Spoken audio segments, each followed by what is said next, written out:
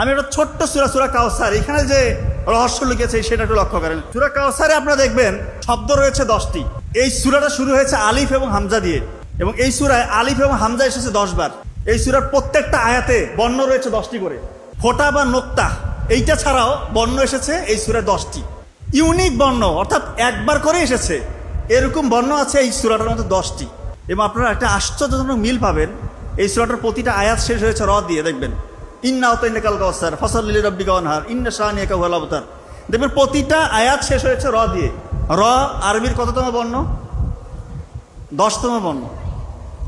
এবং পবিত্র কোরআনে র বর্ণ বা হরফ দিয়ে সূরা শেষ হয়েছে এরকম সূরা হয়েছে 10টি, এবং সূরা কাউসার হচ্ছে তার 10তম সূরা।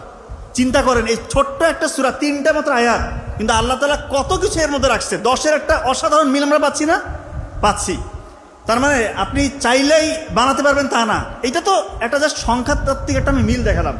আপনি যদি এখানে মেডিকেল সায়েন্স দিয়ে মিলাতে চান সেখানে মিলবে, আপনি যদি ইংরেজি সাহিত্যের স্টুডেন্ট হন সেটা দিয়ে মিলাতে পারবেন।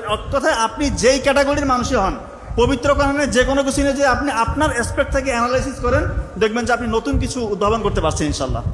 এটা যে আল্লাহ তাআলারই সৃষ্টি, এইখানে বিন্দুমাত্র কোনো সংশয় নাই, বিন্দুমাত্র সংশয় নাই। আল্লাহ তাআলা সত্য, আল্লাহর পবিত্র কোরআন সত্য, এবং রাসূলুল্লাহ সাল্লাল্লাহু আলাইহি ওয়াসাল্লাম উনি সত্য। তো পবিত্র কোরআনে 42 নম্বর একটা সূরা এবং 50 নম্বর সূরা, সূরার নাম সূরা, এবং 50 নম্বর সূরা সূরা কফ। এই সূরা দুইটা শুরু হয়েছে কফ যে হরফ এটা দিয়ে। তো ইন্টারেস্টিং বিষয়, এই দুই সূরায় কফ যে বর্ণটা এটা এসেছে 57 বার করে। দুই সূরা আপনি গুনে গুনে দেখবেন 57 বার করে এসেছে। এবং পবিত্র কোরআনে মাত্র 2টা সূরা এসেছে যেটা কিনা কফ বর্ণটা দিয়ে শুরু হয়েছে। সূরা 42 নম্বর সূরা এবং সূরা কফ 50 নম্বর সূরা। এই দুইটা সূরা দেখবেন শুরু হয়েছে কফ বর্ণটা দিয়ে, হরফটা দিয়ে, এবং 2টা সূরার মধ্যে আছে 57 বার করে। আল্লাহ তাআলা অসাধারণ মিল। আর একটু সামনে আগাই, আপনারা নিশ্চয়ই জানেন যে পিঁপড়া দিয়ে একটা সূরা এসেছে। সূরাটার নাম হচ্ছে নামল, 27 নম্বর সূরা। এই সূরাটা দেখবেন শুরু হয়েছে ত সিন, এটা দিয়ে শুরু হয়েছে।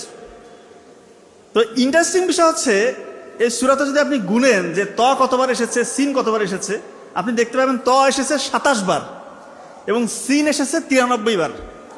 তো আপনারা প্রশ্ন করতে পারেন যে এই 27 এবং যে 93 এটার মাহাত্ম্য বা কি?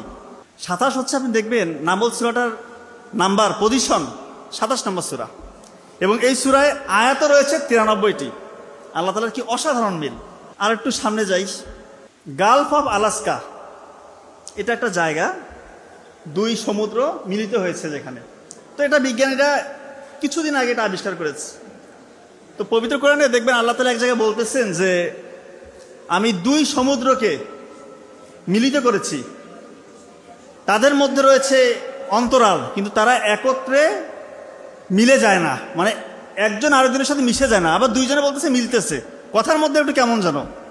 তো গালফ অফ আলাস্কাতে যদি আপনি যান, গেলে দেখতে পাবেন ওইখানে প্রশান্ত মহাসাগর এবং আটলান্টিক মহাসাগর দুইজনে মিলিত হচ্ছে, কিন্তু আপনি দেখবেন যে একটা ডিভাইডেশন রয়েছে। এক জায়গার রং একরকম, আরেক জায়গার রং একরকম, এক জায়গায় দেখবেন তাপমাত্রা কম, আরেক জায়গায় দেখবেন তাপমাত্রা বেশি, অথচ 2টা সমুদ্র মনে হচ্ছে মিলে যাচ্ছে। এক জায়গায় ঘনত্ব বেশি, এক জায়গার ঘনত্ব কম। তো আপনি যখন এই জিনিসটা আপনি ওই জায়গায় যাবেন এবং কোরআনের ওই আয়াতটা মিলাবেন, তখন আপনি অবাক হবেন যে আল্লাহ তাআলা 1400 বছর আগে নবী করিম সাল্লাল্লাহু আলাইহি ওয়াসাল্লামের মাধ্যমে এই গালফ অফ আলাস্কার কথাই হয়তোবা ওই আয়াতটার মধ্যে নাজিল করেছিলেন, যে 2 সমুদ্র মিলিত হয় কিন্তু পরস্পরের সাথে একত্রে মিশে যায় না পুরোপুরি। কি অসাধারণ মিল, আপনি চিন্তা করেন।